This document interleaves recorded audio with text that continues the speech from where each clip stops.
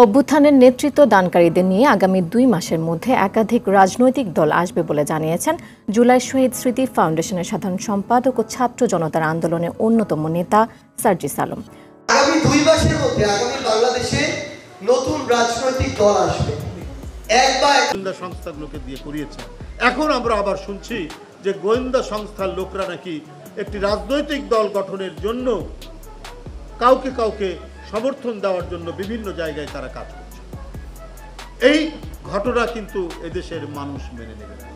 এবার বেরিয়ে এলো ভয়ঙ্কর তথ্য, বিএনপিকে হারিয়ে নতুন দল করতে চাইছে সমন্বয়করা। এই দাবি করেছেন বিএনপি স্থায়ী কমিটির সদস্য রেজবি। সম্পূর্ণ ভিডিওটি ধৈর্য সহকারে দেখার অনুরোধ রইল। বিএনপির সিনিয়র যুগ্ম মহাসচিব রুহুল কবির রিজভী অভিযোগ করেছেন যে 3 উপদেষ্টার সমন্বয়করা একটি নতুন রাজনৈতিক দল গঠনের চেষ্টা করতেছে করেন। এই প্রক্রিয়ায় গোয়েন্দা সংস্থাগুলোর সক্রিয় ভূমিকা রয়েছে। রিজভী বলেন, বিএনপিকে দুর্বল করতে এবং দেশীয় রাজনীতিতে বিভ্রান্তি সৃষ্টি করতে এই চক্রান্ত করা হচ্ছে। একটি বিশেষ মহল এই প্রক্রিয়ায় সম্পৃক্ত।